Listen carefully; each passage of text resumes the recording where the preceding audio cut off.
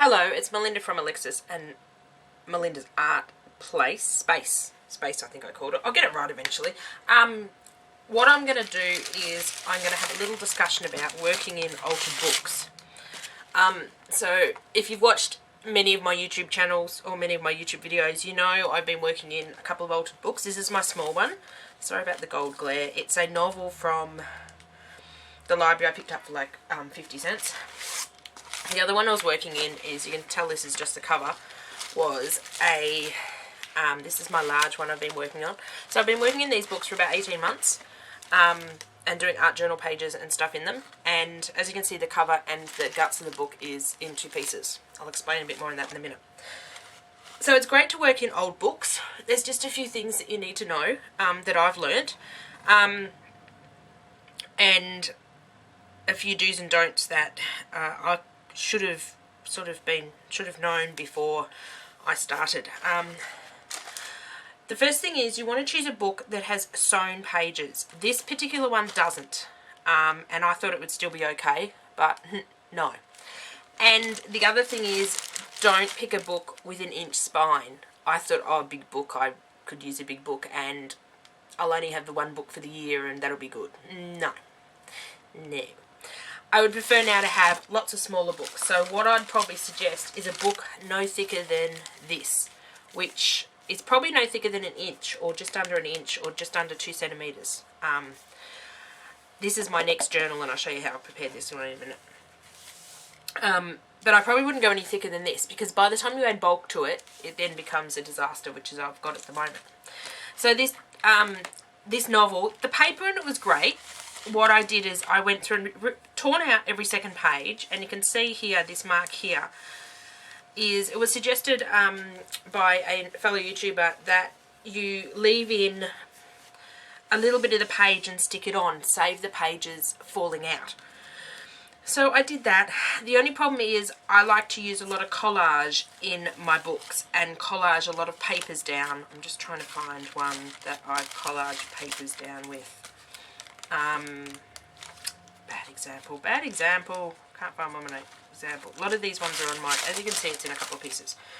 Okay, so you can see how this has got paper in the spine. This has got paper in the spine. So the reason you take the pages out of the book is to allow the book to expand. You need to take probably up to a half to probably just over half of the pages out. To allow your book to expand. Otherwise your book, instead of looking like this is the spine of your book. I'll do it with this. So instead of your book looking like this, and I'm sorry for the shadowing at the moment, at the end of it, your book will look like this, which is what you're wanting to prevent. So when you look at the book, you're wanting this spine up here. Oh, you can't see that bit, sorry. This spine up here, see how it's got a lot of room to sort of expand in the book? So you're probably wanting this spine here, where your pages are actually bound, to be double the width of your actual pages when you hold them like this.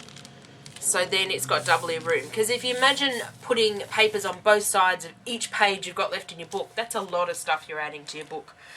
So I tend to like to collage, trying to find some more pages for an example. So this has got like paper stuck in the spine, and this was quite thick paper. This one's got stuff stuck in the spine, and what I found is when I kept sticking stuff in the spine, the book actually come out, and this is actually in a couple of pieces. I can't actually put these papers back in and close this book, because look, this won't actually sit back down flat. Because I put all that paper in between in the spine of the book, on the pages, it has made the whole spine bigger and actually collapsed this book.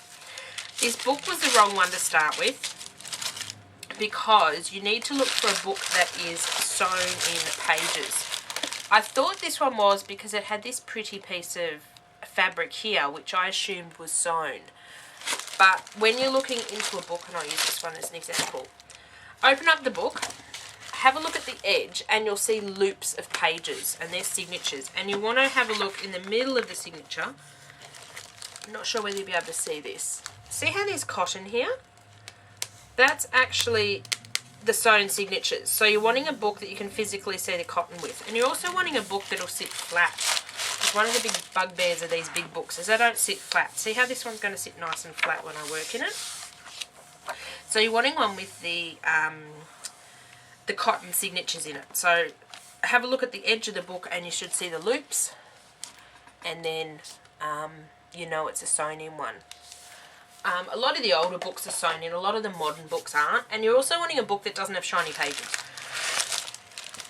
So this one didn't have, it's only glued together as you can see, and it's fallen apart. As you can see, it's coming apart into 3 pieces, and I'm not sure how to fix it at this stage. If I have a go at it, I will. I'm tempted to take a portion of it out.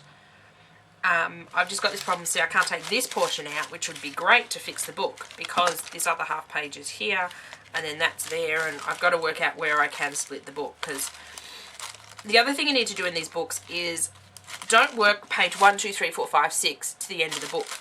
You need to work some in the front, some in the back, some in the front, some in the back. Otherwise you will warp your spine and it will not be very good. So this is one of the big no-nos to choosing a book, not a sewn spine. And what I found is actually taking out, where's the black page I was looking at before? The idea of leaving the little piece of, can't find what I'm looking for now. I think it's all the way over here. Yes. The idea of leaving, you can sort of see this, leaving this piece of the page in, because when the pages are sewn, they're folded. They're like a folded sheet of paper. So if you tear out one side, the other side's going to fall out. Hence why people have been leaving this strip and gluing it down to hold that other page in. And it's a fantastic idea, except when you're like me, I'll put that little one aside and bring my big one in, my big massive one in. Except that's not good when, excuse me, when you stick a lot in the spine and collage a lot of pages in, like what I'm doing. Again, this one has popped its book, and I actually ended up cutting it out. As you can see, I can't, this doesn't even close now because the spine of the book, or this part of the book, has grown bigger than here. So I'm not sure again what I'm going to do with this one. I love the paper and that and working in this one. So at the moment I'm just working in it like this, and you can see the sewn edges, and you can see this is quite big now. So the disadvantage I find of, oh look, let me find a page. Oh, whoops. Some of these pages haven't been released yet on the internet.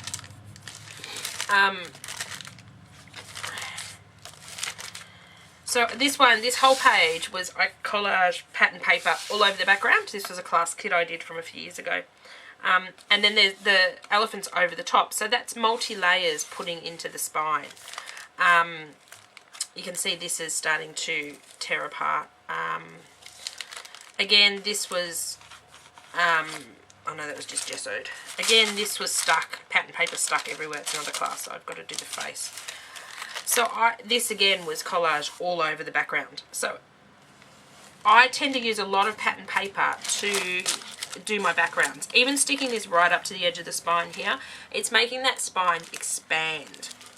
Another page in process. What do we got? This one I stuck, again, papers over the spine. The one good thing about sticking papers over the spine is it does strengthen the spine, and it stops this sort of effect from happening. This sort of effect. See how this one's sort of coming apart? So if I'd continue this paper over this side, it strengthens the spine. Now you can do that with just masking tape. This one here, I put a strip of masking tape down the middle and gessoed over the top of it. So that will protect the spine. You can see here this has got a gap, so I need to masking tape this one. Again, when you're masking tape, or you can use washi tape, you can use basically, or you can use paper tape, you are adding to that thickness of your spine. If you're a person that doesn't do a lot of that, this style of book, tearing out and leaving a piece of the book behind, would work. But because I'm not that kind of person, it has not worked for me. You can see here, this is the edge of the piece that I've stuck in. So I went through and tore out probably at least half of this book, and then I ended up tearing out a few more pages because the spine was bursting, but it still didn't stop it from bursting all the way out. So as you can see, this has got texture paste on it, and it's just in the spine as well, and it's just full. This one here, so you can leave like a centimetre, and then people stick this over here. So this, leaving this little bit, protects the other side of the page that's the loop of the page, and I'll just find this one. Protects it from coming out. So I think the loop of the page is this back one here. So what I've decided to do in my, this may work for some people that only paint and only add a bit of ephemera sort of over here, but I tend to add things all over the spine, and that's why I found my book has fallen apart. I couldn't find much. Again, you'll see with an upcoming video, there's tissue paper and stuff in the spine. So it's great that it strengthens the spine, but it also makes your book pop out really, really big. Again, this one's got all stuff in the spine as well. A lot of these I've gone through and put the tape on to start with. Again, this one had lots of stuff in the spine. And you're wanting to prevent that in your book. This one again had stuff all over the spine. That one didn't. That one didn't. That one had map in the spine as well. So yeah, so the way that I've decided to do my new, as you can see, I've got loads of pages still to do in this one, and I have put tape. And when you add the tape, it again adds depth to this spine bit, which is not what you want to do. So I have decided on my next book, this is my next journal. I like the size of this one. Have I got a ruler? So your books can be any size. I can't see a ruler. Oh, Alexis nicked off with my ruler again. Oh, I've got my cutting mat here. So it's probably about 30 centimetres by, I'd say, almost looks a square, 30 centimetres. So this one will be a nice one to work in. So again, this one is sewn. So you're looking for one that has the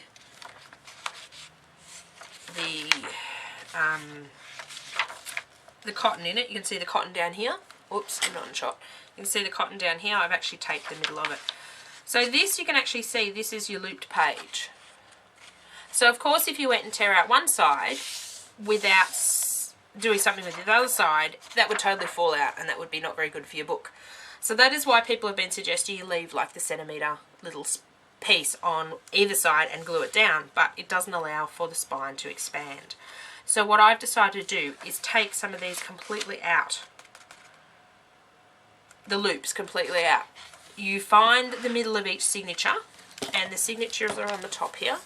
Can you see the loops? You can sort of see, oh, I've taken a few out, so it's really hard to see, but you can sort of see them looped in here. It's a bit easier to see on a normal book. And I've gone to the middle of the signatures, and I've probably taken 3. I've counted the signature, and I've taken out half. So if there's 6 folded pieces of paper making 12 pages, I've taken 3 of the folded pieces of paper out of the spine. And basically what I've done is I've found the middle and just basically started to tear out the middle. I'll see if I can take one out of here, an extra one out, because it doesn't matter if I take too many out, except I've put some tape in some of these. So this book, I will be taping all of the spines to make them, I think I've taped all the middle of the spines. Whoops, I think I have. Bear with me a moment. I'll find one. Oh, I think I have gone through and taped all these. Whoops. That was not very good, was it? I like this map book. It's really cool. The pages aren't as thick, and I'm not sure whether I'm going to glue 2 pages together on this one. I may just go with the single. Okay, so this one I can take out. So basically you've got your cotton in here. You can see your cotton loops, and then basically all you do is grab each side of it and gently pull. And your cotton will actually tear through your paper. So your paper comes out sort of in one piece, but it does come out with, I don't know whether you'll be able to see, it does come out with the holes in it that see where the cotton's torn through. I find that's the easiest way to get the pages out, because if you take a knife and sort of cut at it, you're cutting at other pages. So all the way up, wherever your cotton was sitting, you've got little lines. But I use this for collage, so that's not a big thing, and these would be great in junk journals as well. So that's how you remove the pages. So you're wanting to remove at least half the pages. And then you can go and stick half the pages together. I'm debating whether I want to do that with this one. Actually, we might. We might still do it with this one. Okay, let's glue some of these pages together. Hang on, I'll just grab a glue stick. So I think I will grab, and these are just, this is a Bostik glue stick, so any cheap kids glue stick. You're wanting it to be a dry glue, not a wet glue, because a wet glue will just make a mess. So basically all I do, and I do want to have, you do want a credit card handy, a credit card, an old gift card, which smooths out your glue. So the best way I've worked out how to do it is, I'm sorry the whole book is not showing, see if I can go out a bit.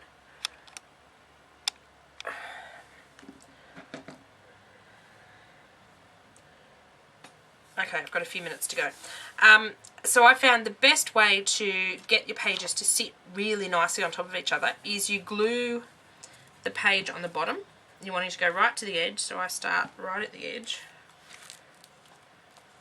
And then I just fill it in. You don't have to have it all over, but the edges are important, so you can make sure you go right to the edge.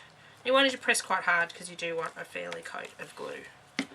And then what I do is I take this page and I actually press it back down to this side instead of trying to line it up. And then I'll take my credit card and I will just start from the spine and go out. So that page is stuck together, and this way you get not many wrinkles, which is really cool. So as you can see, that page is now, you can't really see, but this page is two pages stuck together, and then this is a single page. So what I tend to do is I tend to skip, this page is stuck funny, so I'll probably stick that page to there because it's actually glued there. I'll probably leave that one because I should have stuck that one to that one. So that's two, and then I'll go and glue this one to this one.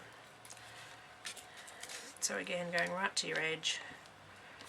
You can glue 2 to 3 pages together. I sort of find 2. I've done 2 in most books. If the pages are a bit thicker, I did up to 4 pages in that novel book because the paper was so thin.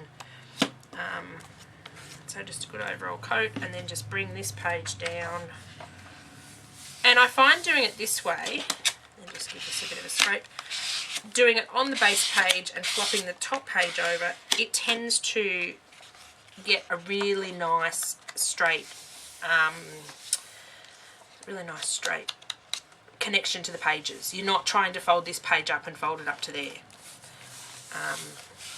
And as you can see, I've got tape in here, so I will go back and tape every one of my pages and prepare the book that way. And then it's all ready. I might gesso some of the pages, I might not.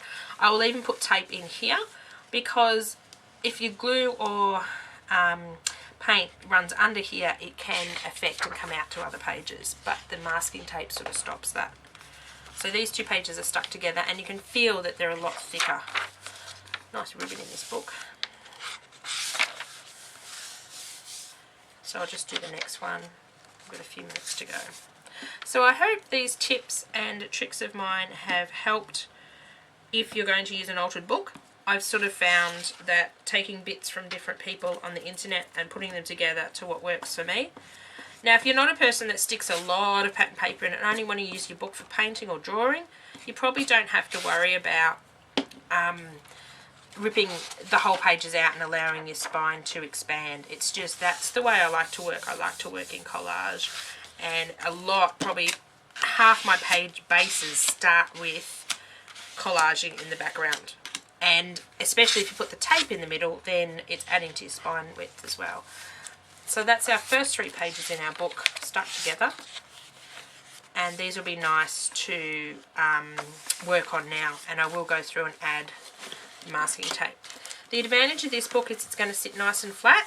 And you want to test that out with your book as well. with the larger books, they weren't sitting flat and I had to prop something underneath the side of the book, and then it was a bit wobbly. So you're probably wanting a book that'll sit flat like this, so you can sort of put it on your table and move to different parts of the book, and this is going to sit nice and flat. You obviously can't get it as flat as, you're always going to have some bumpy stuff on some side of the page, but it sits nice and flat so you can work on it. So you'll see this book upcoming in my new journal with me's.